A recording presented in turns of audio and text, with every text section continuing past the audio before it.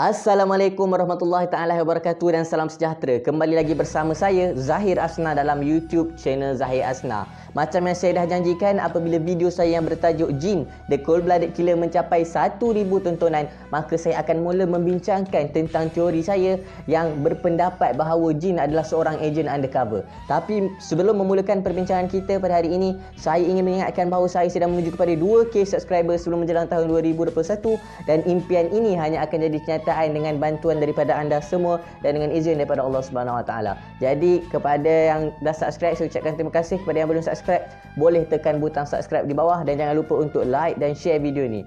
Share video ni dekat kawan-kawan korang, dekat family korang dan dekat member-member korang yang lain. Maka tanpa melengahkan masa lagi, marilah kita memulakan perbincangan kita. Hari ini nak berteori sikit. Teori saya yang mengatakan bahawa jin adalah seorang ejen undercover ni berdasarkan kepada yang paling jelas saya tengok adalah dalam episod yang ke-311. Dalam episod yang ke-311, masa Vodka dah pun terperangkap ataupun Vodka dah terkonor dengan satu perangkap yang telah diset oleh Conan Edogawa, yang mana dia telah pun letakkan tape dekat CD dan dia telah pun cuba untuk mendapatkan rokok yang mempunyai saliva ataupun air liur Vodka tu.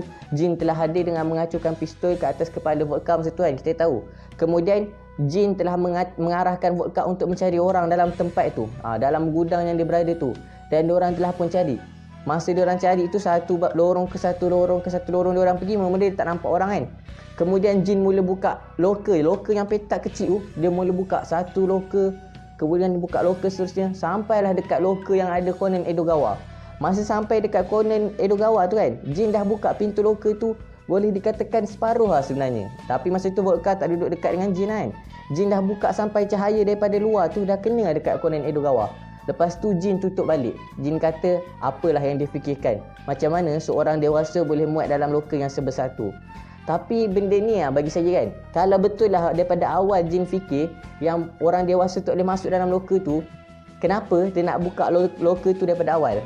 Terbelit ni dah Kalau betul lah dia fikir macam tu, maknanya kemungkinan besar bagi saya sebenarnya dia dah nampak dah Conan Edogawa tu ada dalam loker tersebut, tapi dia tutup loker tersebut untuk melindungi identiti sebenar Conan Edogawa daripada Vodka. Sebab kalau Vodka tahu, mesti Vodka suruh dia bunuh punya budak kecil ni. Sebab Vodka ni kita tahu Black Organization ni diorang punya jalan adalah apabila ada orang masuk campur urusan dia akan bunuh. Tapi jin seolah-olah dia nak menyelamatkan Conan Edogawa, kemudian dia pun berlalu pergi dengan Vodka, tinggalkan Conan kat situ je Dan akhirnya Conan telah dijumpai oleh Haibara pada pagi yang seterusnya dalam loker tu. Tak nak sembang banyak pasal benda tu. Korang boleh tengok dalam episod 311 macam mana Conan dijumpai oleh Haibara tu. Itu adalah antara poin pertama saya yang mengatakan bahawa jin ni sebenarnya seorang ejen undercover Kalau tak, mungkin masa tu dia dah buka sampai habis dan dia terus tembak Conan kat situ. Mungkin, ataupun mungkin korang kata mungkin boleh jadi sebenarnya jin tak nampak apa nasib baik untuk Conan Edogawa. Tapi poin seterusnya pula dalam episod yang ke 177 yang mana Reunion with Black Organization, Shinichi Kudo punya part masa jin telah pun berjumpa dengan Haibara dalam form Shiho Miyano. Sedangkan jin ni kita boleh tahu seorang yang dia bersungguh-sungguh nak cari Haibara Tapi bila dia jumpa dengan Haibara, bila dia bersama-sama dengan Vodka, kenapa dia tak tembak tepat ke kepala Haibara untuk bunuh Sherry tu? Sedangkan jin ni dalam episod yang ke 702 dikabarkan masa dalam episod yang Mizuna Shirena bunuh Akai Suichi, dikatakan bahawa jin punya habit ni adalah untuk tembak dia punya mangsa straight kat kepala supaya mangsa dia terus mati. Tapi masa dalam episod 177 ni, dia tak tembak pun Sherry tepat dekat kepala, sedangkan dia telah melepaskan banyak tembakan kepada Sherry.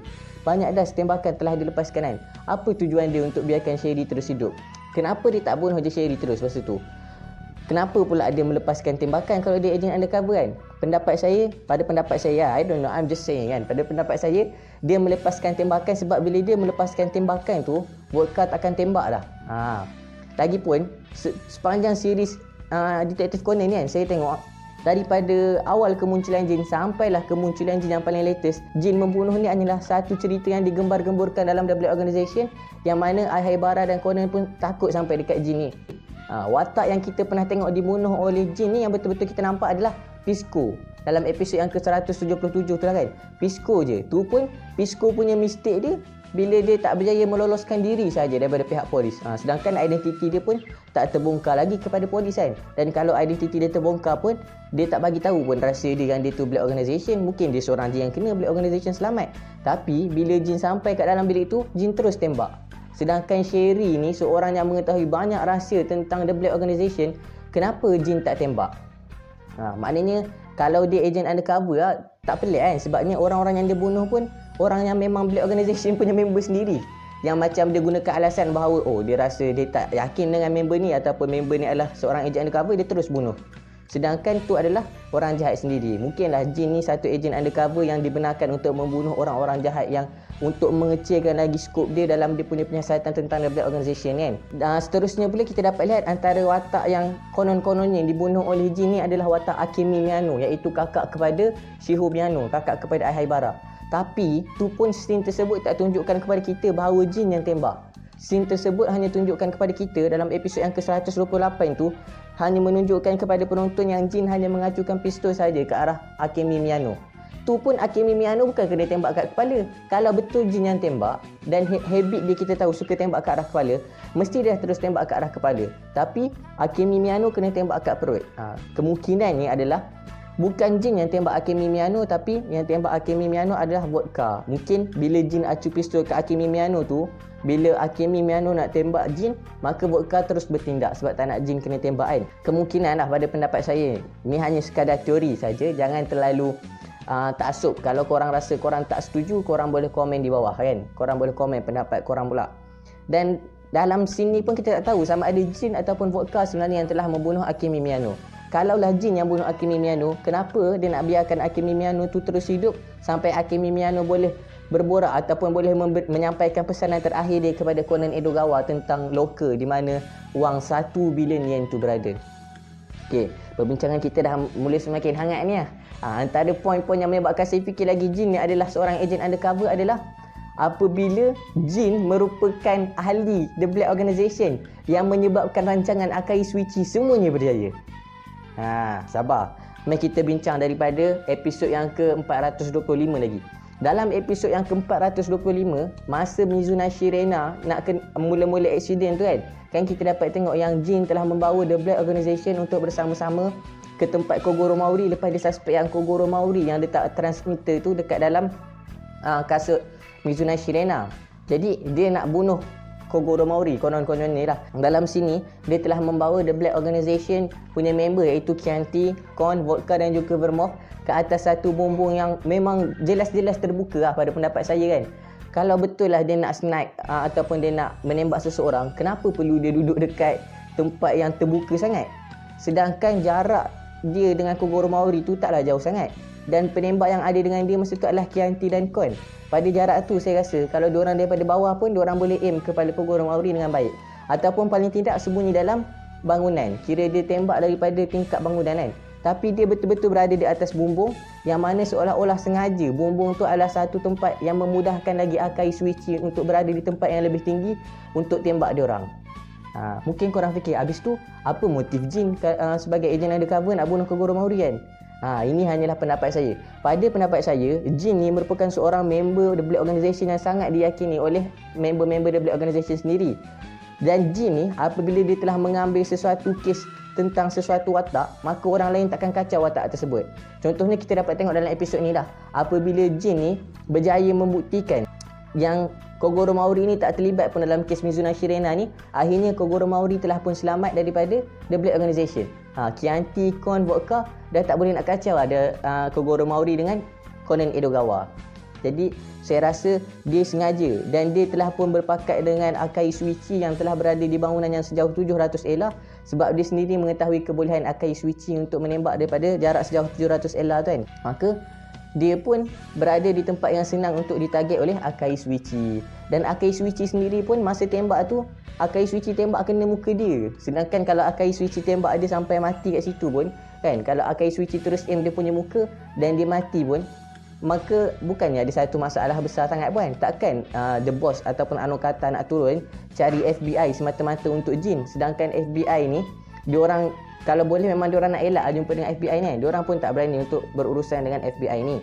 Kita pun dapat lihat kan, setiap kali ada FBI je, dia pun lari. Macam Jin sendiri pun lari bila dapat tengok yang Akai Suichi yang tembak dia kat situ.